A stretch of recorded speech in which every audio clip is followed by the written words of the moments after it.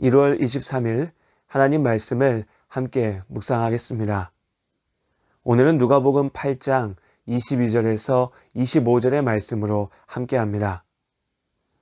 어제와 마찬가지로 오늘 누가복음 8장의 말씀 역시 우리가 몇 주 전에 주일 예배에서 복음서의 다른 본문들을 통해서 함께 나누었던 말씀들입니다. 오늘은 누가복음 8장의 말씀을 통해서 이 말씀의 내용들을 다시 한번 기억해 보도록 하겠습니다.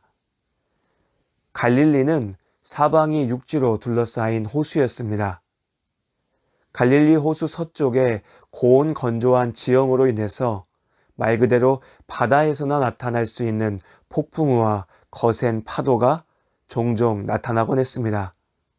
그런데 하필 이날 밤 예수님과 제자들이 배를 타고 호수를 건너기 위해 나섰을 때에 거센 폭풍우가 몰아쳤습니다.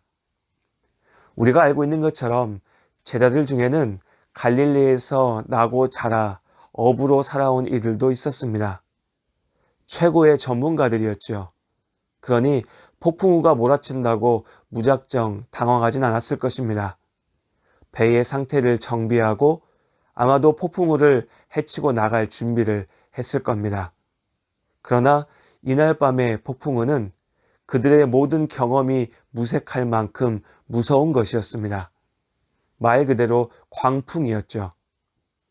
어쩌면 물에 대해서 더 잘 알고 있었기 때문에 제자들의 두려움도 더 컸을 것입니다. 아무리 생각해봐도 도무지 살아나갈 방법이 보이지 않았기 때문이죠. 꼼짝없이 죽게 될 것입니다. 이제는 완전히 두려움에 사로잡힌 제자들의 눈에 예수님이 보였습니다. 그런데 이 와중에 예수님께서는 배 한켠에 누워서 주무시고 계셨습니다. 제자들이 예수님께 다가가서 소리치면서 예수님을 깨웁니다. 주여, 우리가 죽겠나이다. 아마도 죽음의 공포 가운데 떨면서 있는 힘껏 소리를 질러서 예수님을 깨웠을 겁니다. 그렇게 공포에 사로잡혀 있던 제자들의 외침에 예수님께서 잠에서 깨셨습니다. 그리고 말씀하십니다. 잠잠하라, 고요하라. 제자들에게 하신 말씀이 아니죠. 바람과 바다에게 꾸짖어 말씀하셨습니다. 예수님께서 바람과 바다에게 명령하신 겁니다. 창조의 주인께서 당신께서 창조하신 자연에 명령하십니다. 잠잠하라. 그리고 그 말씀대로 바람이 그치고 바다가 잠잠해졌습니다. 누구보다도 당황한 것은 아마도 제자들이었을 것입니다. 그토록 두려웠던, 어떻게 해도 이길 수 없었던 그 폭풍우가 치는 바다를 예수님께서 잠잠케 하셨습니다. 예수님께서 제자들에게 말씀하십니다. 너희 믿음이 어디 있느냐? 어쩌면 우리의 삶은 날마다 두려움 속을 걷는 것과 같습니다. 평온할 때는 잊어버리지만 이런저런 어려움에 부딪힐 때면 삶의 그 두려운 본질을 다시 떠올리게 됩니다. 당장 내일 어떤 일이 생길지 알 수 없기 때문에 두렵습니다. 인생에서 벌어질 수 있는 예상할 수 없는 일들을 내 힘으로 다 감당해낼 수 없기에 두렵습니다. 파도가 칠 때는 두려움에 괴로워하고 또 잠시 평온해지면 다시 그 두려움을 잊어버립니다. 하지만 다시 파도가 치면 또다시 두려워하죠. 그렇게 염려하고 근심하며 가장 두려운 죽음을 향해서 살아갑니다. 그러나 결국 두려움을 이기지 못하는 삶은 절망일 뿐이죠. 오늘 배 위의 제자들처럼 말입니다.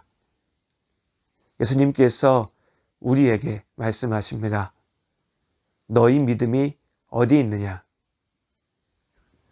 두려움의 순간 제자들과 함께 계셨던 예수님께서 지금 우리와 함께 하십니다. 세상의 주인이신 하나님께서 우리의 삶을 지키십니다.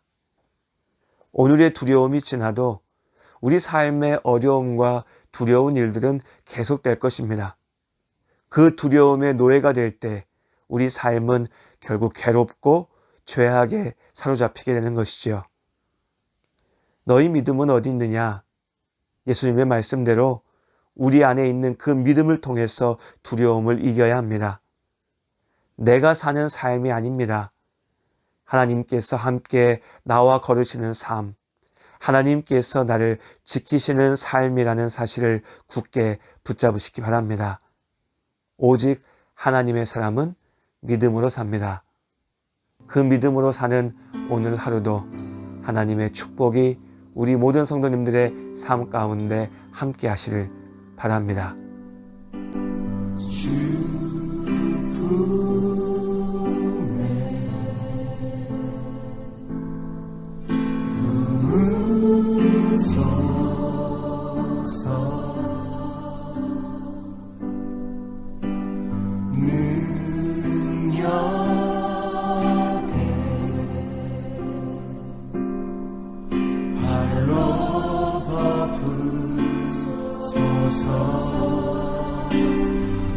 거친 파도